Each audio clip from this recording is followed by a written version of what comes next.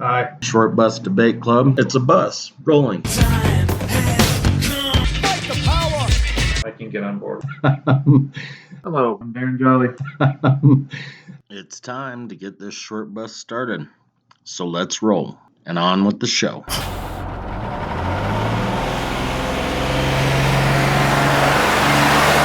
Now. Yes, we are.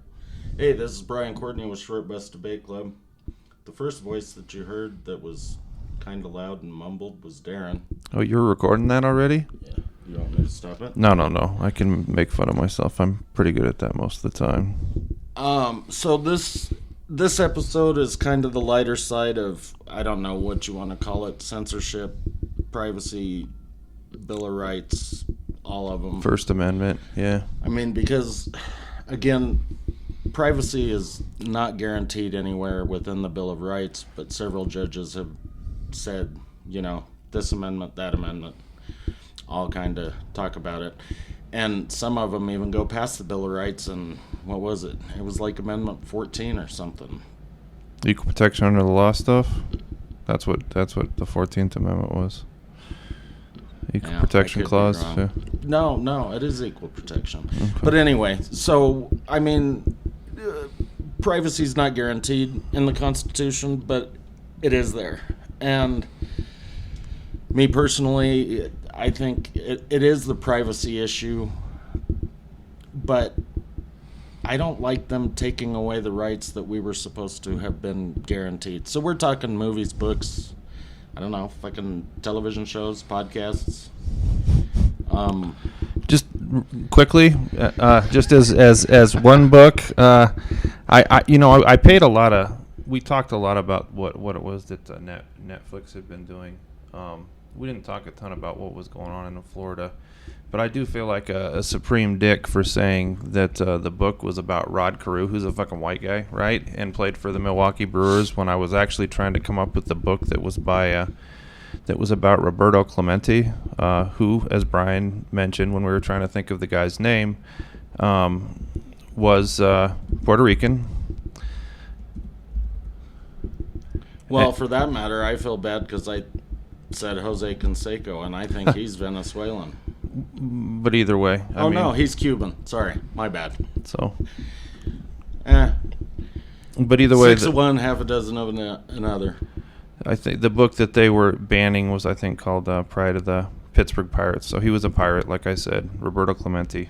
Sorry, dude. I have a horrible memory. So at least when I fuck up like that, I'll come back and talk about it. And another thing that I fucked up on was the Diego Rivera stuff. But we'll talk about that when I'll talk about Cradle Rock later a little bit, which is a wonderful film. But I'd like to start a little bit lighter. That's a much heavier film, and there's a lot of things that are going on inside of that one, and I'm not quite awake enough to go on a diatribe about what was going on in 34, 33 politics in the United States that led to the WPA and, blah, blah, blah, blah, blah. So you and I on, I think, a couple of episodes have talked about They Live, right?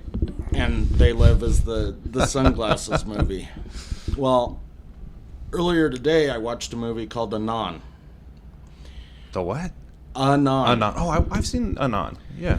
So it's really kind of cool, but it's the Netflix film, right? Yeah, it's way in the future. I think everybody. Who's the main protagonist? So it's Clive Owen. It is Clive Owen, and okay. Amanda Seyfried, and those are the only two I know. It's been a minute since I watched it. There's like weird.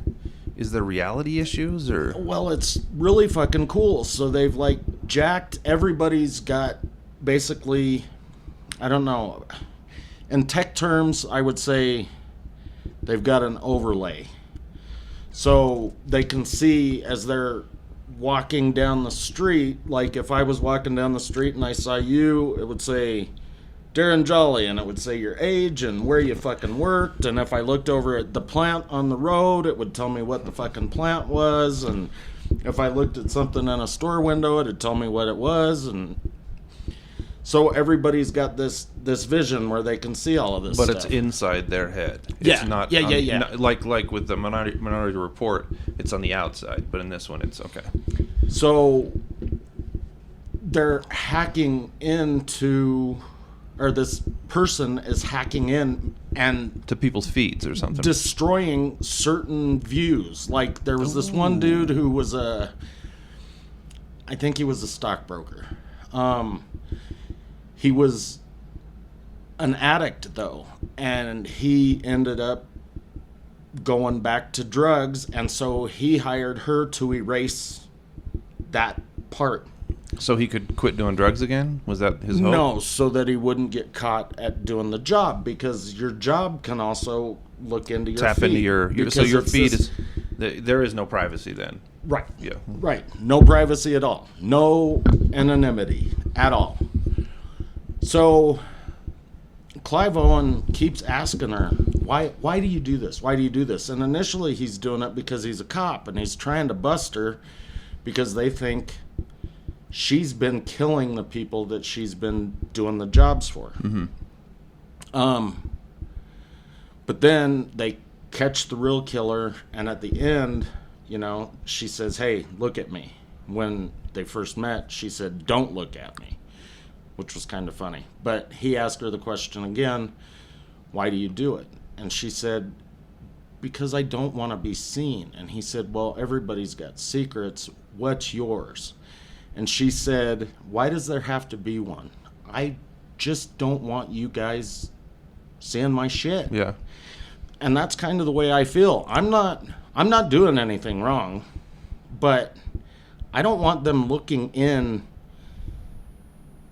through my eyes or in my house or whatever. Whatever the case is. So I thought it was a really cool movie. And again, privacy, not guaranteed, but should be, maybe.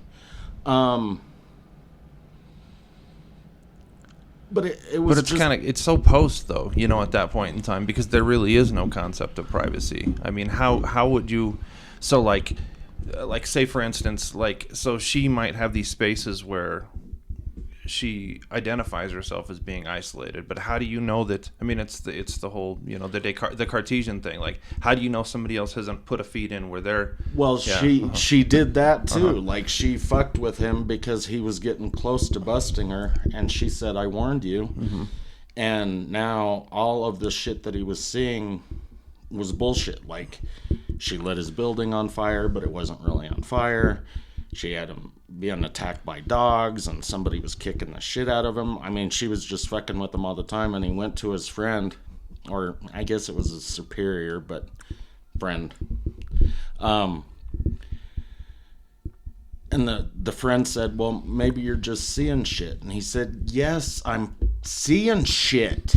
She's putting it in my head. It's like what the strangers were doing in Dark City, where they would literally go and put new memories, and then you'd have a totally different life. Yeah.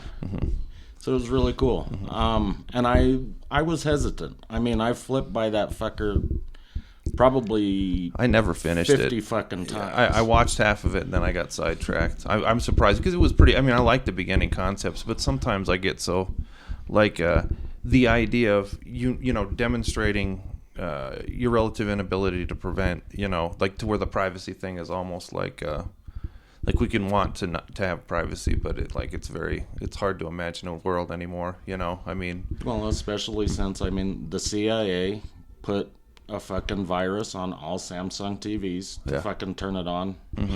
Hot mic in the room. Comcast.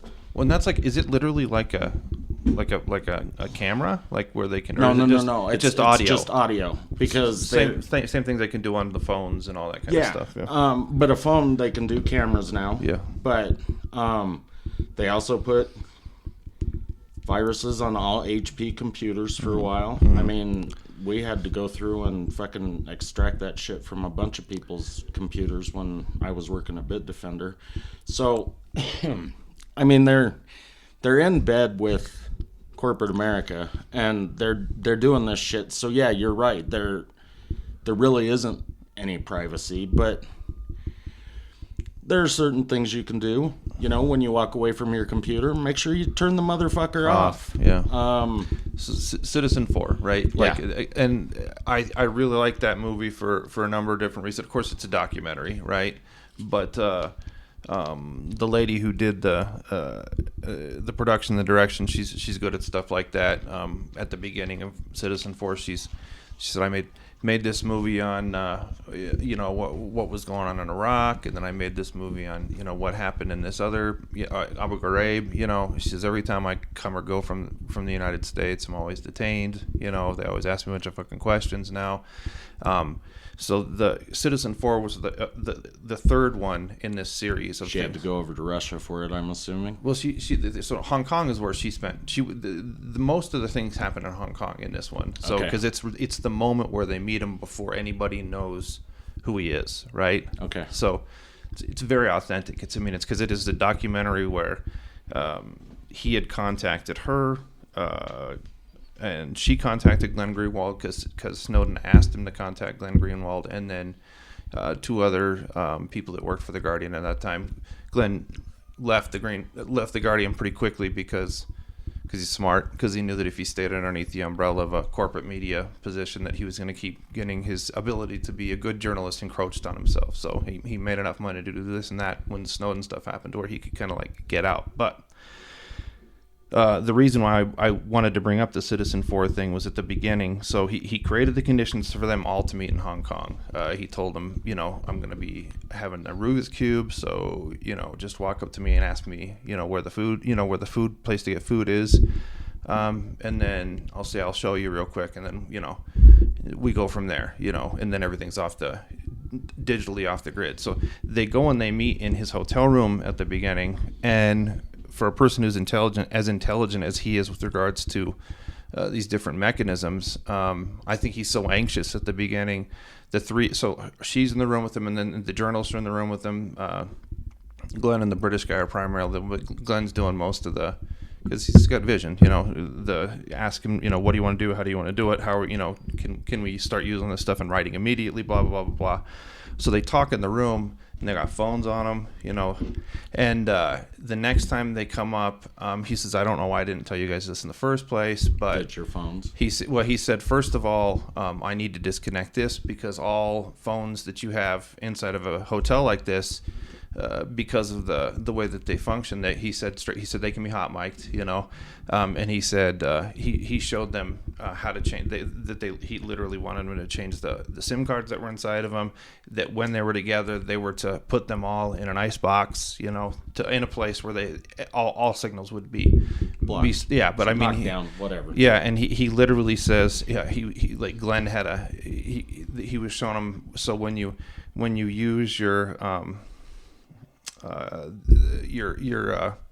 however your storing mechanism that you're storing the information. Thumb drive. Yeah, when you're doing that, you have to make it so that nobody can get access to it. You have to, you know. And he showed him what his password was, and it was 8 digits. And Stone's like, he's like, you understand that they can figure that out in 4 minutes, you know, whether you're using letters and numbers at the same time or not, you know. And he says you need whatever, you know. I mean, No, I get it. I understand. I mean, depending on caps and whatever, and how much memory maybe. But yeah, so it's close. They no matter what, the people that would want access to that, they'd have access to pretty good breaking positions, right? The White House. Yeah, so the Kremlin. He says you need to start doing it at this level, you know, where you're making it, you know. He says otherwise, he says, because it's an asymptote. It literally goes up like an exponential line graph, to where the more that you add to it, the more difficult it becomes, because you know, variable times variable times variable times variable. But it's just odd how people at this moment in time either just are disinterested with the fact that these are very clear things that are sort of like a part of our everyday life. Even as we sit here, I mean, we know. I mean, we're talking, we're making a fucking we're downloading this on the computer for people to listen to. So there's nothing really to hide, but everything around us is something that you can record off of. So people either are indifferent to the fact that it's happening, or like you said, they say, I don't have anything to hide. Fucking jackasses. Well, and I think a lot of them are just kind of clueless too. I mean, dude. So, I've worked in cybersecurity for a long time. I'm trying to find the exact address, and I'll give it at the end, and I'll post it on the comments or something. Downloads. Okay. But there's a website, and it shows you like approximately how much time it would take somebody using brute force techniques to break a fucking password. Mm-hmm. And I mean, 8 digits, I don't know how. I'll keep fucking around with it because I've got to find it. I know I posted it on LinkedIn a long time ago, and I've got to find it somewhere in my threads. But I mean, just putting a character in there, the ampersand or whatever. Then the what? An ampersand, the and sign. That's the correct way to say that. Sorry, the and sign or a pound sign. Or a star. Why don't you say it right next time? Why don't you say, if you're going to use the ampersand as one of the strokes in your password. Let me see. My nose wasn't quite high enough as I was trying to demonstrate that I am so much higher and above everyone in the world. I didn't realize that fucking ampersand was pedantic, dude. Sorry, pedantic. It's the opposite of pedantic. I am. No, that's right. I'm. What was when originally I was talking to Janae about doing something like that? Oh yeah, because pedantic is, but isn't pedantic just like supposed to be bass? No. It's supposed to be highfalutin. Now the pedant and the pleb. That's why, because she was making fun of herself as being the snotty one and me being the right. The working class. Yeah, you would be the pleb. Yeah. No, just say it. I mean, come on. I mean, you're the one that used the ampersand, So I was just now fucking around, but you really do. I know you know what an asterisk is, but you don't call it the star, do you? It's not an asterisk. You got to say it right at least. It's an asterisk. Oh, sorry. See? Asterisk. See? I can do it too. It's an asterisk. Don't you know? What the fuck is wrong with you? I gotta find this fucking post. You fucking pleb. Dude, I'm more of a pleb than you are. I don't know. I think that if the people listen to us, maybe that's what we'll post you said we can post what do you call them? Where people can vote. Who's more of a pleb? We can only do it on Spotify. Spotify, we ask them who's more of a pleb, Brian or Darren. We'll see what they think. Yeah, that's or that we're both just idiotic working class motherfuckers. A poll. That was the word. See, I can't even come up with a 4-letter word. I mean, I'm not the pedant. I am the pleb. What the fuck, Chuck? What do you? My LinkedIn's not working right. Okay, so you mentioned Edward Snowden, and we were both kind of talking about. Well, I don't know where to go. So I did watch another movie earlier that I think takes censorship to an entirely new realm. And it's kind of what the hacker was doing in Anon, which, by the way, this is pedantic too, but I wish they would have put a fucking dot at the end of Anon, because I'm pretty sure they were using the... Anonymous? Yeah, but the word Anon actually means at a later time. So... since they didn't put a period there, really? It looks like a word and not an abbreviation. Can you give me a sentence where that's been used? I can give you one. Anon, goodness, anon. It's right out of Romeo and Juliet, where she's getting fucked, and she doesn't want the nurse to walk in on her. Anon, goodness, anon. Yeah, you're right. Maybe they should have put the period on there. Although maybe they were trying to play on the concept of... this is in the future. Yeah. And maybe. So I suppose anything's possible. I mean, that's the beauty of art, right? Is once it gets out of the artist's hands, then you're living in the state of pure ambiguity. So the other movie that I watched, and I had already seen it, but The other movie was The Giver. No, I've only watched that once. That's got what's his name in it? The dude, right? Yeah. So, what's his name? Now that you said the dude, Jeff Daniels. Bridges. Bridges. That's what I said. Jeff Bridges. Yeah. Daniels is the newsroom guy. So they took it to a whole new level and basically just fucking erased everybody's memory. So all of these people lived in these little communities. There was like 3 different communities, A, B, and C, and they had wiped everybody's memory. Somehow they put up this weird fucking border that kept memories out. So if you went outside of the border, then memories would return? Is that what the... No, only if the one of 2 people went out.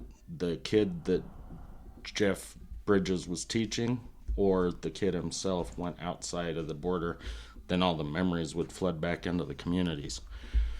So that's what ended up happening. Was that just like some sort of like socio-symbolic thing that they were using, or did they have something that was like... Well, the idea was they got rid of all of the memories because then they drugged them and got rid of all of the emotions. So it was kind of... A lot of it reminded me of Brave New World by Huxley. That's what I said. I mean, it sounds like... Because they got rid of all emotion. What do they call the through drug? The drugs. What's the drug? Soma. Soma, that's right. Yeah. So a lot of it reminded me of that, but it was a pretty good movie. They did have rules for the community. The first rule, which I kind of dig, was use precise language. The other ones I don't really care about. It was take your fucking drugs every day, wear the appropriate clothes, and then the last one was don't lie. So I liked Rule 1 and Rule 5. The other 2 or 3, I wasn't that big a fan of. But it was a pretty good movie, and it definitely takes that whole... Okay, so but when I asked the question about whether or not it was it literally supposed to mean, so what was the physical capability to where if these 2 people went beyond this space that the memories would flood back in? What is it that's in their heads that prevents those memories from... I mean, is it a technological thing? No, so there's this job within the community called the receiver. Uh-huh. So at that point,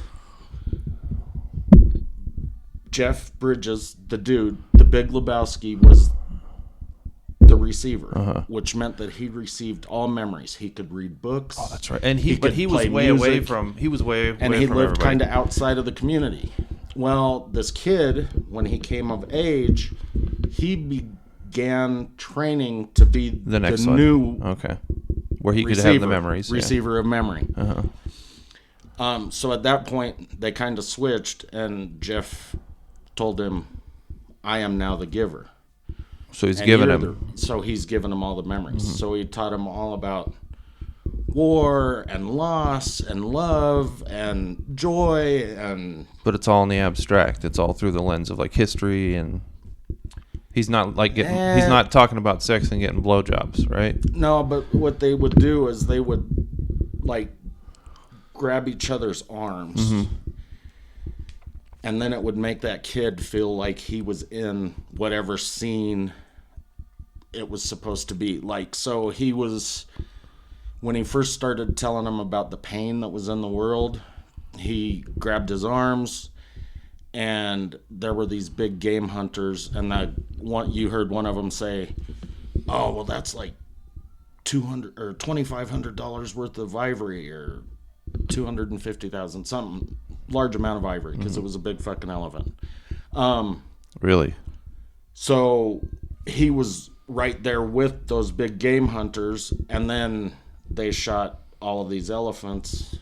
So that was the first part of pain that he felt. So the receiver doesn't just like have books and bear these. He holds these. He literally holds these memories inside of his mind. Correct. So there is something but they don't explain with the technology or how it is that it happens. It's just one of those things that happens. Right. So yeah, it's got to be something symbolic, like so symbolic then or something. I got to go back and rewatch it maybe. No, I don't know. I don't know how it works. I don't know, what exactly they were doing. But all I know is that, because I mean, dude, the world now sucks. Mm-hmm. So apparently it got worse. There were lots of wars. There were people starving because of famine, lack of water, arable land, all of this stuff.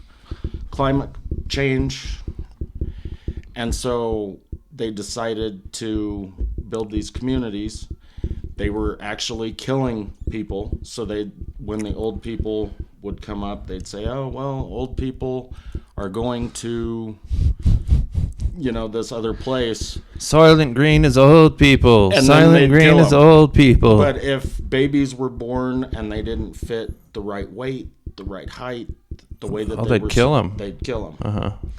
But they called it some other bullshit. I can't remember what it was. Taking it to the forever or the some bullshit to make them feel better about. They didn't say, this is the word euthanasia. Right. So, like I said, they took it to an entirely different fucking... But they totally controlled everything inside these communities. And like you said, the vast majority of people, it's kind of like Divergent in the sense that everybody just kind of does their thing. But, like, you don't want people to have the capability of... sort of like wandering into spaces where curiosity exists. Well, they made sure of all of that. They assigned certain personalities to certain jobs. Mm-hmm. You weren't allowed to ask questions. If you asked questions, it was considered rude, and you weren't allowed to be rude. Yeah, that had never worked for you. No. Yeah, because you would have enjoyed being rude. Or at least asking questions. Yeah, like I said. Yeah. So they had to do all of these things, and they just made sure to separate everybody, even though they called themselves one group. But there was no black, no white. There were no moms and dads. Like, one of the jobs within each community was birth mothers. And so these women would be, I'm assuming, artificially inseminated. And they just have babies over and over and over again? Them. I don't know. Yeah, they'd have the babies. And then once those babies came to whatever stage in their life, they would assign them to a family unit. And that family unit lives in a dwelling. It wasn't a home, it was a dwelling. But it was just... The entire idea was because, emotions can get out of hand and cause resentment and anger, and then that ends up making things worse because people fight. And so the giver/receiver was the person that maintained the burden of that for the entire community. Yeah, and I don't know, again, how the technology worked as far as how that border system worked with the... I'm going to have to watch that stupid movie again. It's been a long time. So what was the resolution? How did it play out? So this kid, his dad, his father figure, whatever, of the family unit. At the dwelling, worked in basically where all of the babies were born and taken care of until they came of the right age. And that was also where they killed all of the babies. His dad noticed that this one baby was not growing the way he was supposed to. He was crying all the time. So he looked at his name, which he wasn't supposed to do, or he gave him a name, one or the other, and he took him home. And so the kid got attached to this baby, and then he found out that they were about to kill the baby. So he said, fuck this, I'm out of here. I was planning on leaving anyway to try to cross the border.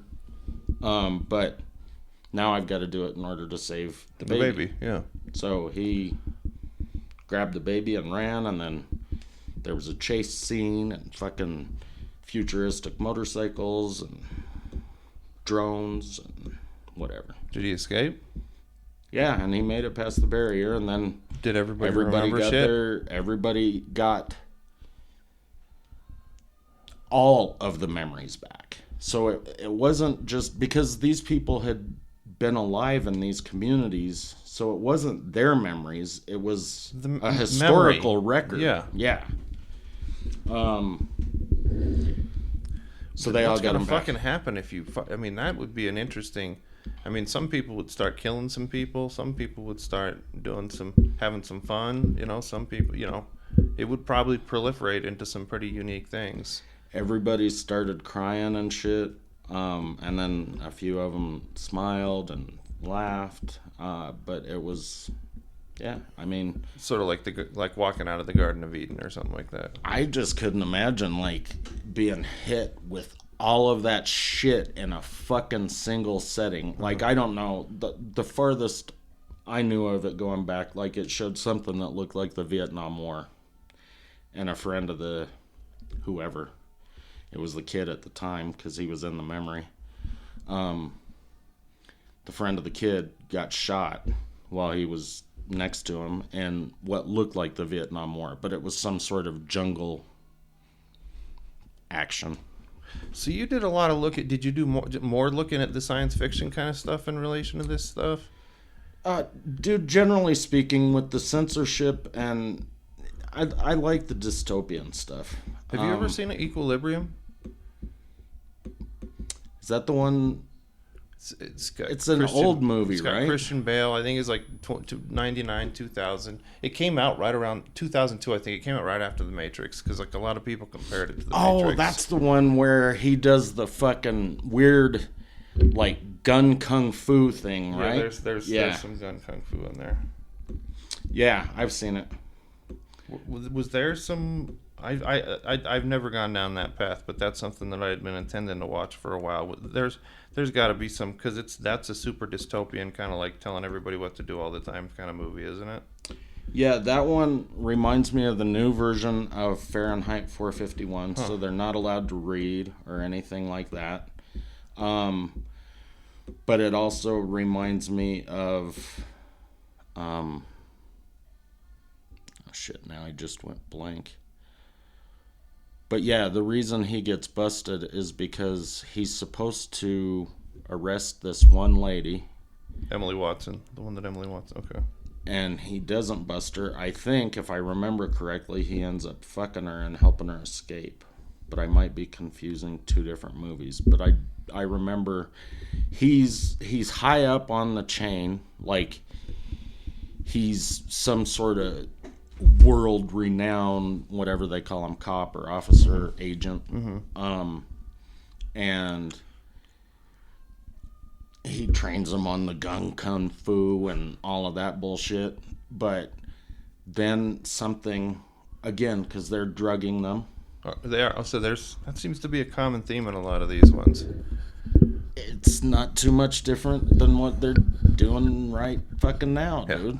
I mean, fuck, maybe that's the reason that all of these places said, you know what? We're going to go ahead and we're not going to legalize it, but we're not going to arrest you if you have it. I don't know for sure, but yeah, I mean, if you can drug them, then they're not going to cause a lot of trouble, which I think that's probably why they like drugs in prison too. Another opiate for the masses is religion, and that's what's weird about all of the sci-fi type ones, is that, like in The Giver, they eliminated religion. And as far as I'm concerned, that's not a horrible thing. I'm not a God guy, though. Uh-huh. Well, in the Book of Eli, they get rid of the Bible, so people aren't allowed to. Right. Uh-huh. So they like to get rid of religion, and I don't know that I dig that, or not forced abandonment of religion. Uh-huh. I think that a choice is important. I choose not to be a Christian, Muslim, Jew, pagan, Well, the way any of them. clearly, Wiccan. the way the Soviets tried to approach it, I mean, that was clearly a demonstration of how that just doesn't work. You know, I mean, Christianity still maintained strong underground positions there. So obviously, Judaism did for sure. I don't think there were a lot of. Well, I mean, I'm sure like Tajikistan, Uzbekistan, Turkmenistan. I'm sure you had strong Muslim populations in those areas. Chechnya, Chechnya for sure. Dagestan in Russia. So, well, those. I mean, but see, that's again.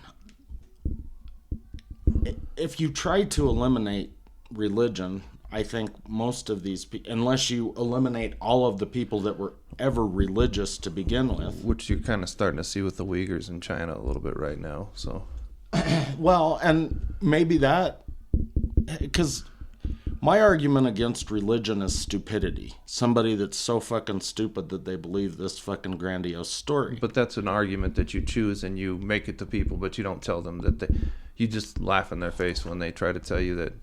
Who are the Jehovah's Witnesses? When they try to tell you, well, there are 13 million Jehovah's Witnesses on the planet, but only 300,000 are going to be able to go into heaven because that's how many eggs a woman holds, is 300,000 eggs. So, like, once you get down that space, it's kind of hard not to just be like, are you fucking kidding me, dudes? Dude, but most of them don't even fucking understand that math. Like, they don't.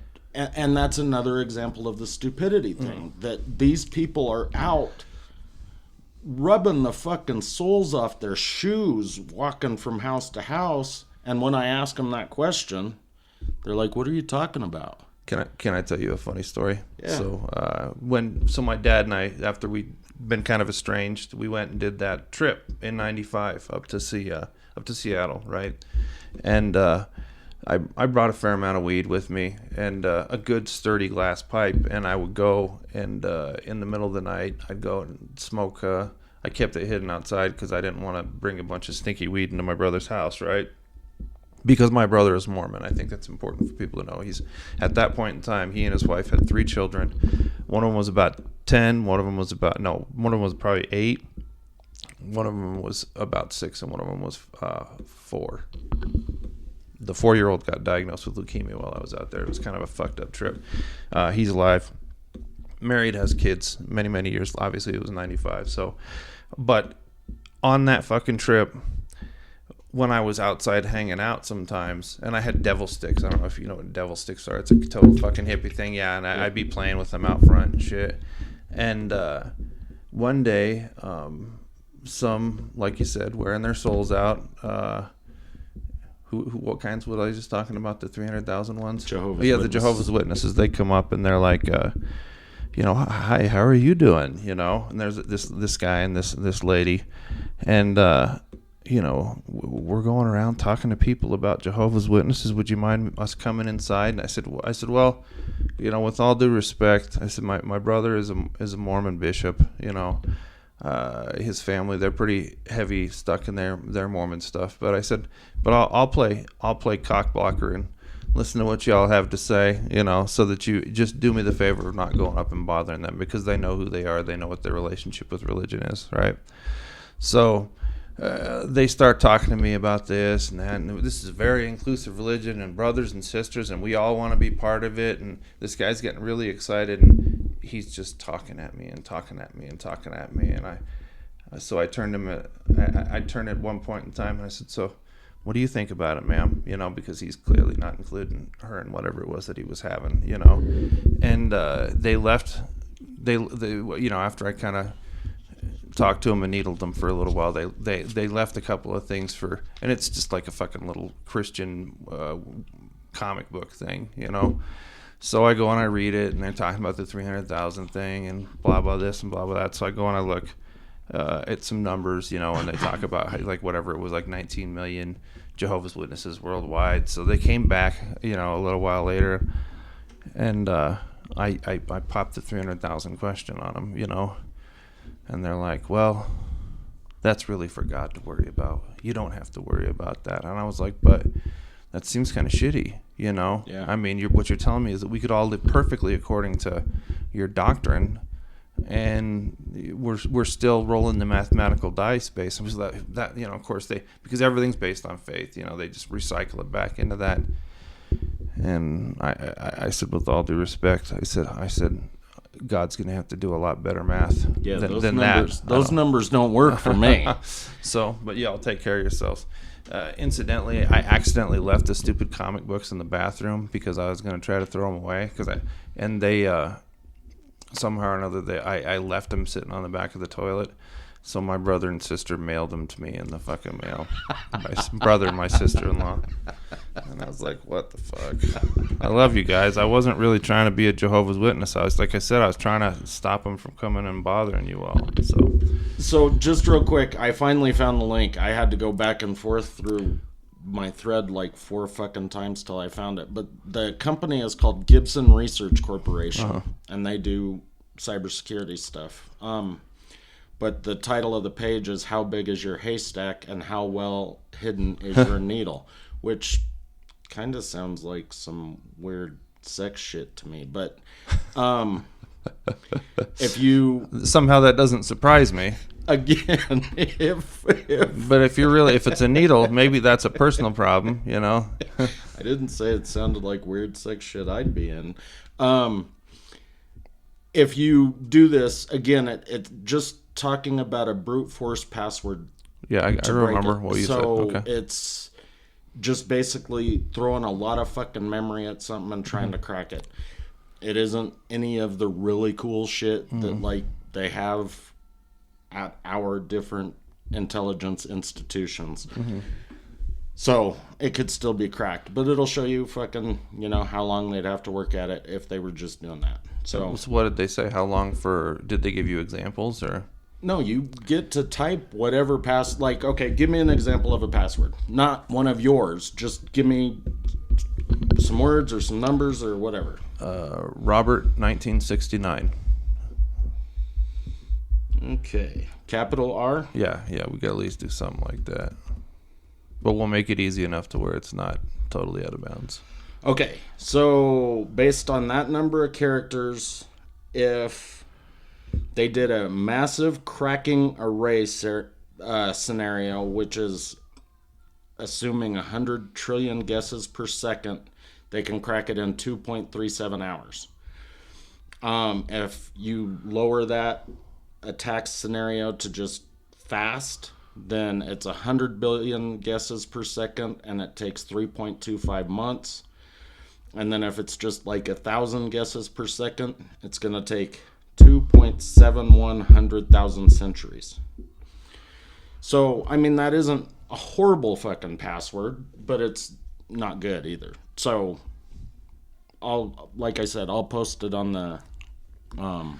So they can go in there and they can put one in to pretend, and that'll tell them how good or how bad their password is. Yeah. Probably not a bad for both you to understand, like sort of like the way that the exponential line curve moves based on the number of times that they can do it in a period of time, and to let you know that you probably got to get your head out of your ass and not use the same thing over and over and over again, and blah blah blah blah. Quit writing them down and telling them to people, putting it on a fucking post-it note and putting it on your PC. Little things like that. The equilibrium one really, really sounded like a lot of that stuff is like 1984 warmed over sometimes, They are. I mean, there are components of a lot of that in there. Like I said, I mean, The Giver reminded me a lot of Brave New World. 1984.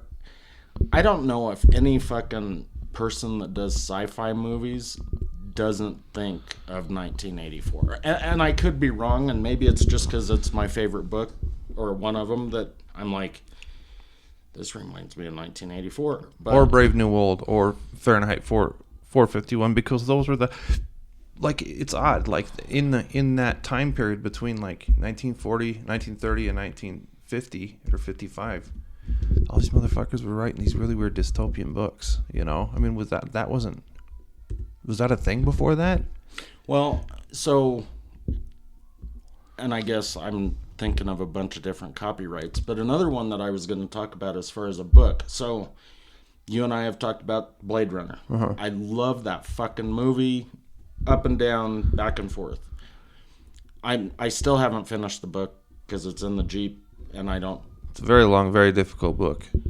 I don't. I don't read as much in the Jeep as I used to, but that was sarcasm, just in case you guys didn't know that. Do Androids Dream of Electric Sheep? Yeah, is the book that Blade Runner is based on.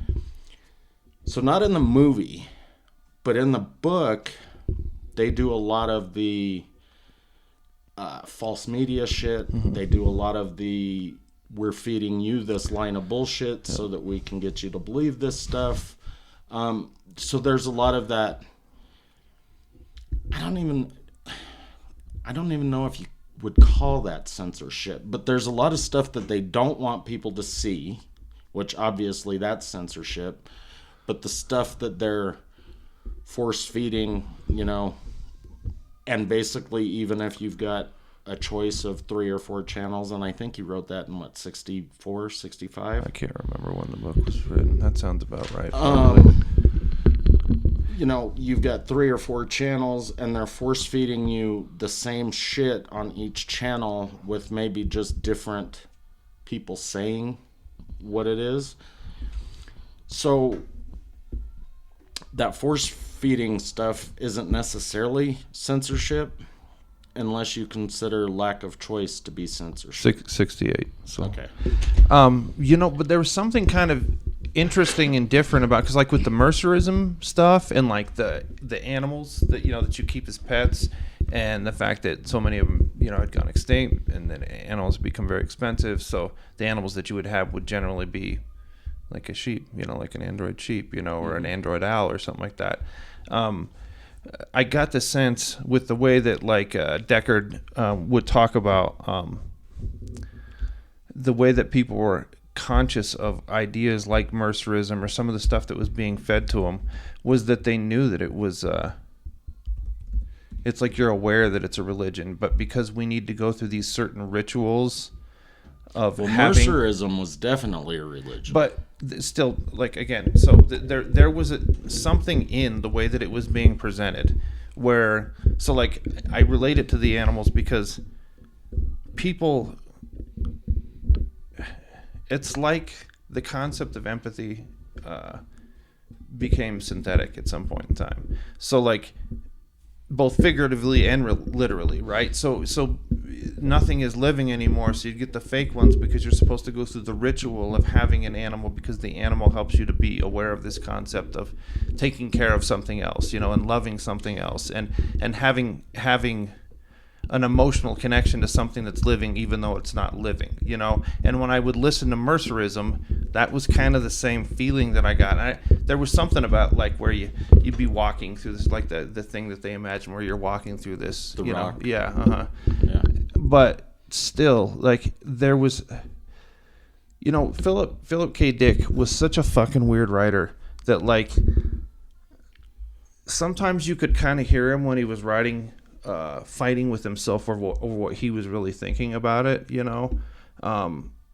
the sense that like when you're going back and forth between having a concept of like synthetic, emotions and synthetic things that you have an empathetic relationship. Well, dude, they had. I mean, and I agree with you on the animal thing. I think that empathy had been gone for so long that they didn't know what it was, because all empathy, I mean, they had a fucking device called the empathy box. Oh, that's right. I forgot about the empathy box. And you had to fucking... That's the one where you went into it. That's right. And you'd have the fantasy, right? Well, that was... Maybe You could... No. You could do the traveling with... or traveling on Mercer's path by using the empathy box. But you could also, like, his wife... turned hers way down because she wanted to be like depressed. Yeah. And it's all synthetic. Yeah. So everything. And one of the cyborgs, I mean, Pris tells him that. Not Pris. Well, I mean, the other one. And because of the way that life was so precious to them, the artificial, Yeah. and because of that, when they went into that other space, and they would expire so quick, because they'd only live for, like, it was like 4 years or something like that, or 12 years or something. It was not those new Gen 6s. Uh-huh. And the new Gen 6s were the ones that could fake the box or beat the box. To beat the test. That's right. Yeah. And what was the test called? Well, there were two of them. One of them, I can't remember. One of them watched your fucking eye. Yeah. And then the other one was just some sort of weird emotion test. They both had to do with emotion, but one of them watched your eye, and I think the other one was like your pulse or some shit. And they could beat them both. And I think, and that is him talking about irony, because at that point, with the fact that humans were now gunning these motherfuckers down just because they were living longer, and now we're more human than humans were, that empathy became a real fucking thing.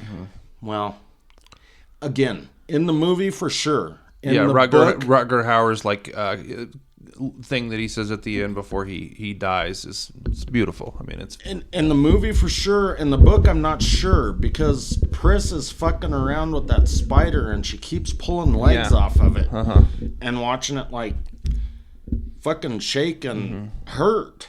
And finally J.R. Isidore grabs it and fucking, drowns it in the sink, putting it out of its misery. But he was another weird one, because he was one of the outcasts. He wasn't truly considered human. But he literally had empathy for the things that he was creating. Like, he had more of an emotional attachment to them and Pris, and, than ever to any of the other humans that he would, interact with, except for maybe, what's his name before he's gone? Well, the humans thought he was a fucking retard. Weirdo. Yeah. He was, They did think he was a... I mean, they called him, less than standard, I think is what it was. God, I gotta go back and reread that book. I read it like a dozen times when I was working with Emily back in the day, but it is really a fucking good, weird... I still need to get to the end, but I mean, again, since we're just talking about the censorship thing, and that's why I thought that it was important, because a lot of people think censorship is just... like what the Baudelaires did to Shakespeare, or what network TV did to the Breakfast Club, or what the radio does to any number of musicians. But I don't think that it's truly that, because if they're telling you this thing and they don't give you another choice, then you are being censored. I mean, it's definitely not by definition censorship, but you're structuring the limits of the possibilities. Like in that instance where you create this synthetic space where a person goes through the ritual of having emotions because you think you're supposed to have those. That's you're like the concept of what can happen in a reality. And like you said, like Deckard, what did they call those guys that went around and killed all the he would retire them, right? I can't remember. And he's a fucking Blade Runner. Yeah. But he would retire them, right? And that's the way that he would call it. But nobody would ever question what he's doing for a living, like, because these things don't have value, Right. Everything's structured. But everything is, again, going back to the fake thing. I mean, his wife, if she got mad or thought she was going to be mad and wanted to start a fight with him, she'd turn her fucking empathy box up. Which I know some girls that would probably do that. So yeah, I don't know. I mean, and they were the Nexus. They were disposable labor. I mean, that was what they were being used for. They'd be sent out to those remote planets and extract this and build that up. And yeah, fuck, they came back from Mars just because they wanted to have a decent life for themselves, because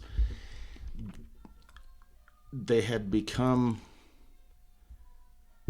don't know, conscientious. They were aware. I mean, they had real. And they didn't want to just be on this fucking barren desert of a planet. They developed something akin to a soul. I mean, that's at least what it looked like. The deeper I look down the rabbit hole, I don't know what a soul is, but I mean, that's when Rutger Hauer's making his comment at the end.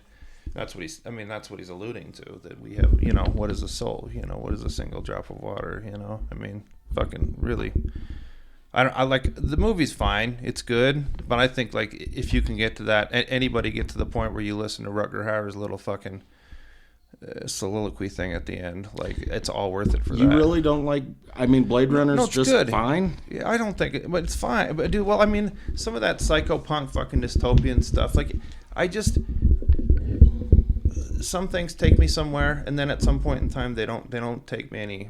Like I like 2046 a ton too, though. Like that was fucking really weird. Well, but just real quick, I want to ask you a question, and then we can talk about 2046 because they were doing some weird fucking censorship shit really there fucking too. Weird shit, dude. So and they were doing weird memory shit. That was the memory stuff was more like his sister, like. I mean, allegedly his sister, if you can call it his sister. Mother. But that's his sister's the one that's creating that's his sister, right? I thought it was, so, okay. They're both offsprings from. Well, yeah, but let me ask you real quick.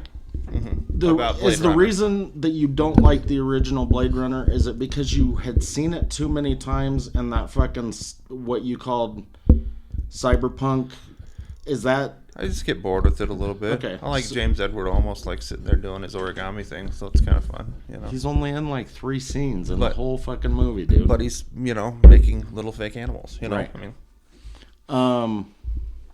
I like it. Well, and that's really, aside from the fucking snake scales, almost in his origami are the only other reference to animals in the fucking thing. Yeah, really. Because they don't talk about all that. Yeah. Right. That's why it's loosely based on the book.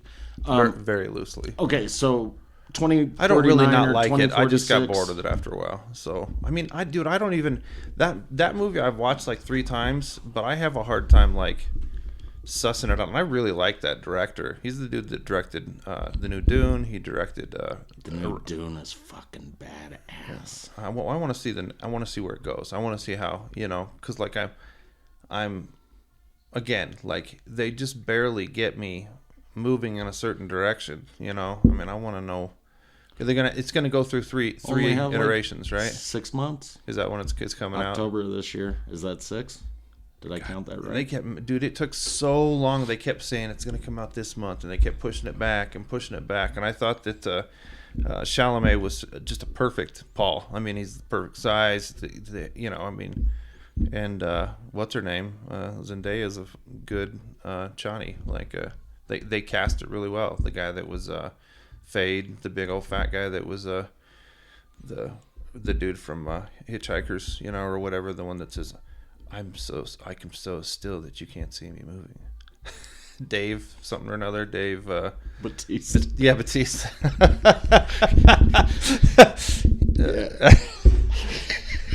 He's such an idiot in those movies, but he's fucking kind of funny. But he's a good Fade.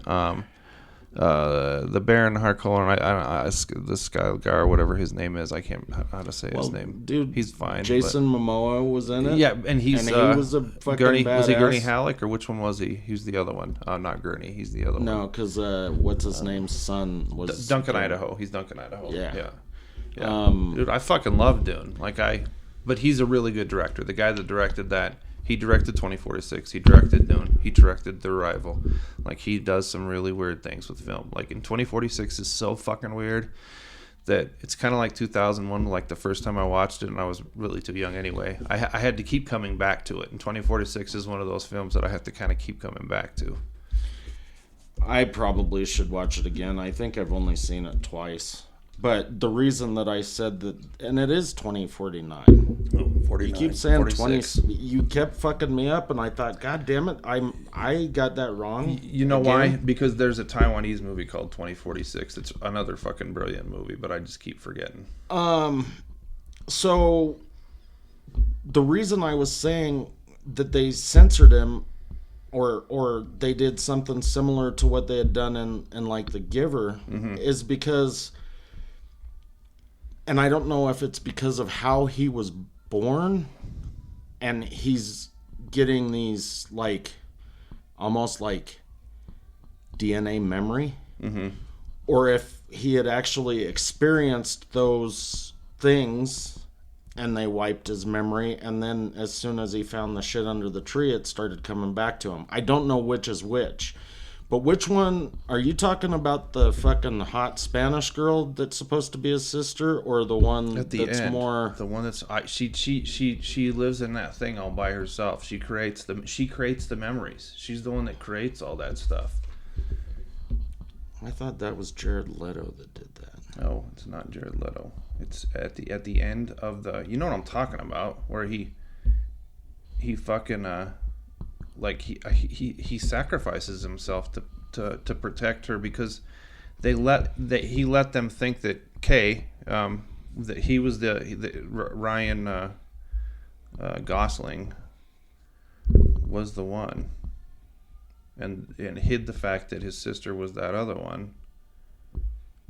I need to watch it again because I have no fucking idea what you're I'm talking about. At the end, you don't remember that weird fucking moment at the end where she's like in there by herself and she's in an isolated place. Nobody has physical contact with her because there's this suggestion that she's got like super fucking immune deficiency issues, like.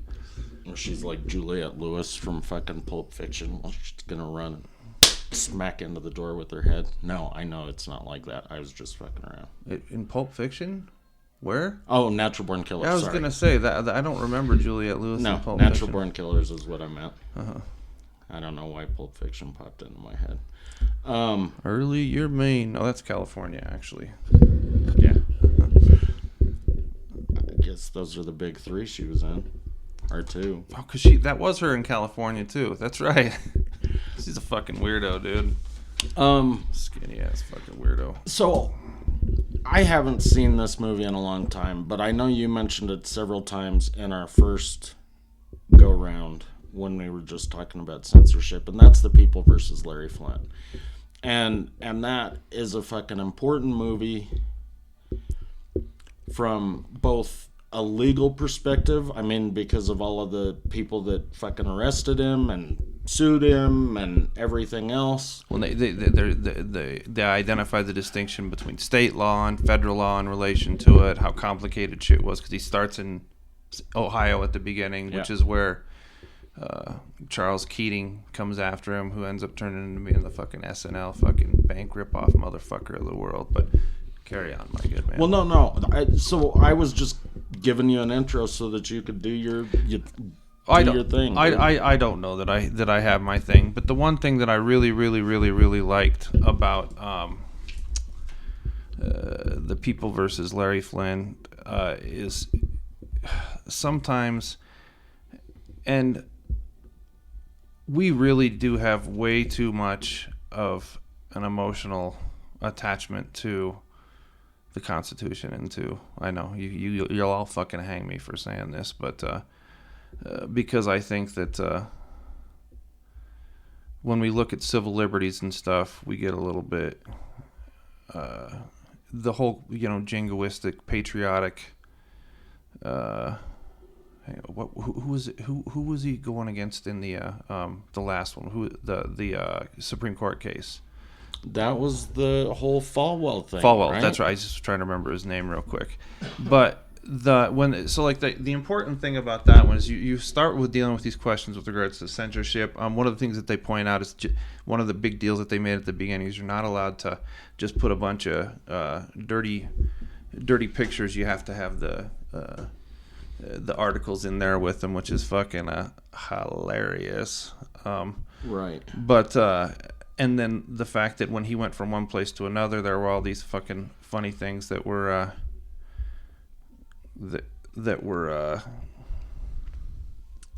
hang on, I'm just going to get to the opinion of the court.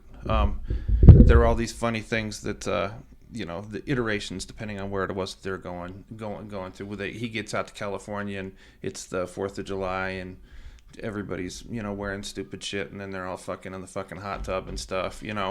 There's like this freedom aspect, but where it resolves to the point where, like what I was talking about at the end, where Ed Norton is making the argument, and one of the things that I think that Ed Norton used as a tactic every time he had him in court, and of course every time Larry opened his mouth, he just made things harder for Ed Norton until Ed Norton finally told him, "Motherfucker, I'm never going back in a courtroom for you ever again."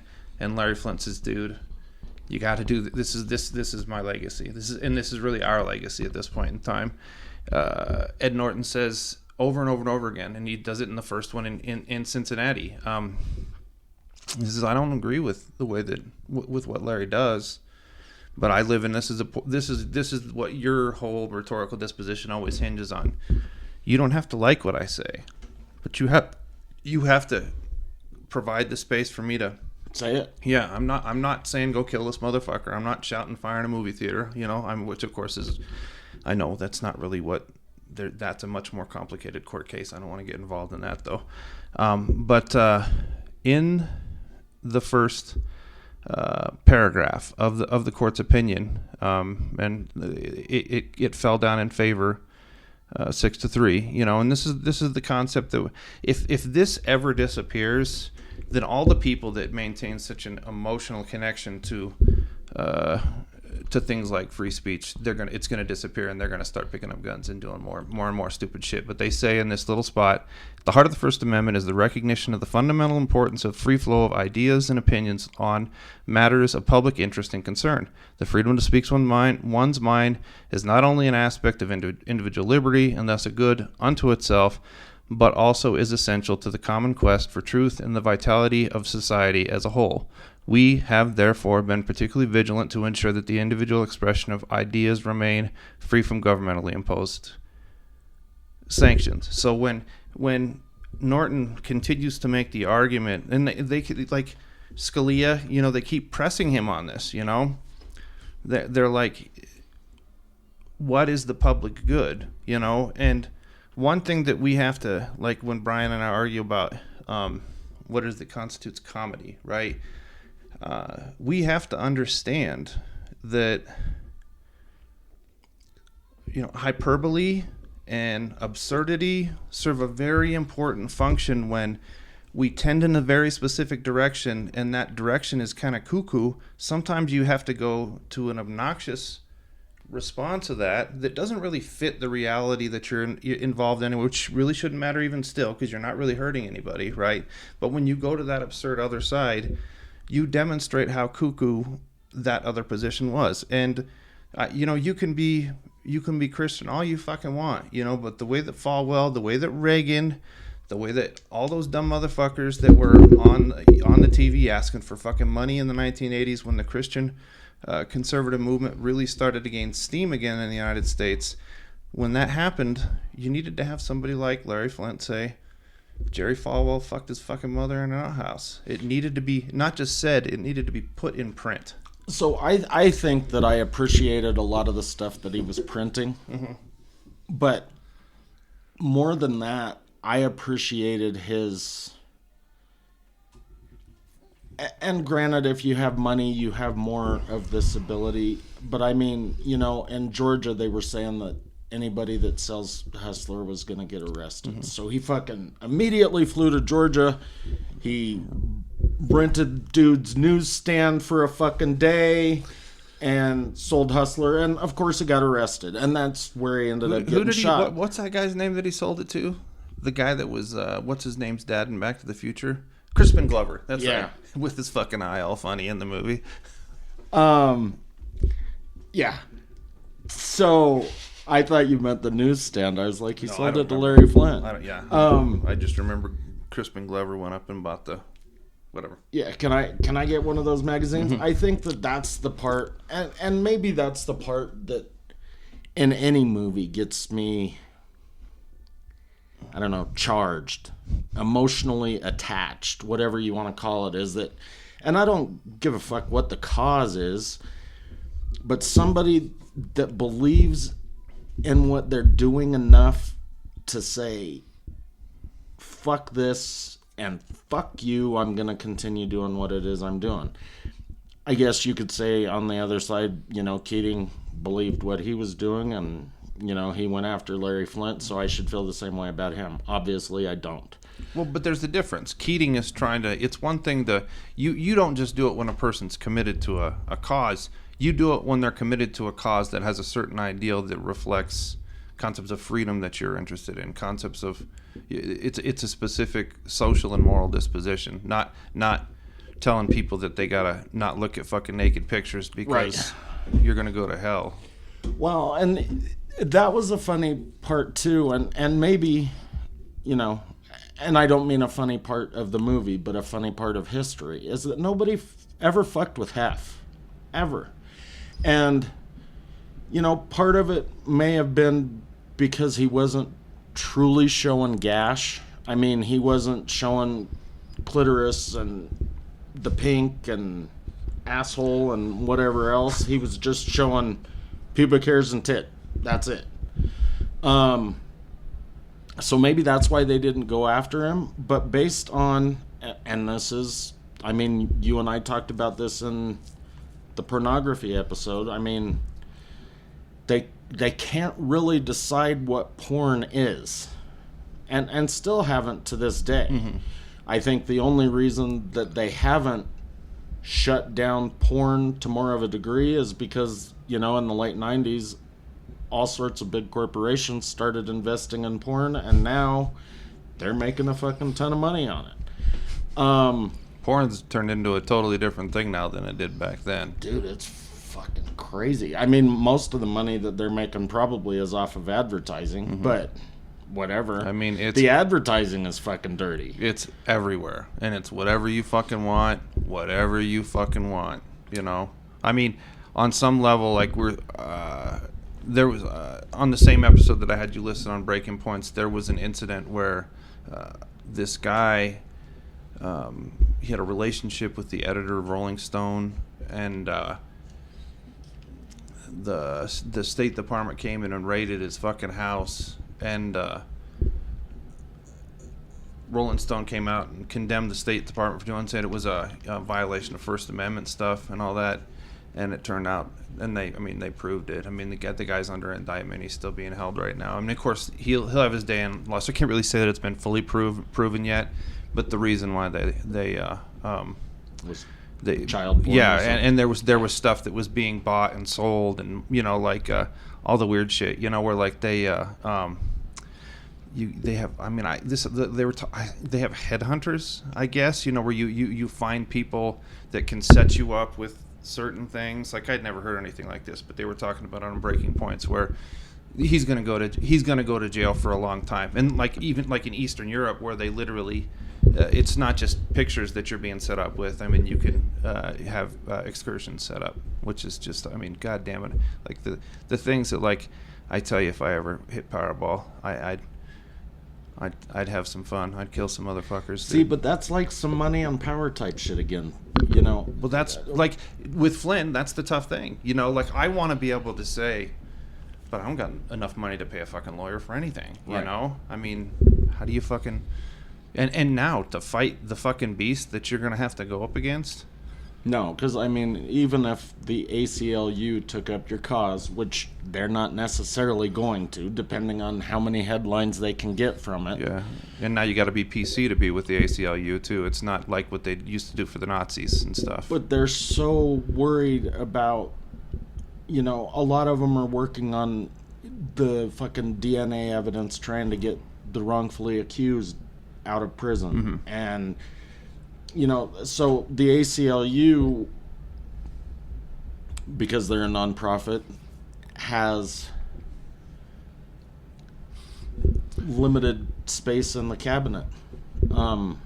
Yeah, they don't have infinite resources. Right. They don't have infinite number of lawyers. They've got to pick and choose. They got to discriminate with regards to what it is that they want to take up. I mean, which is what you're saying. I mean, for sure.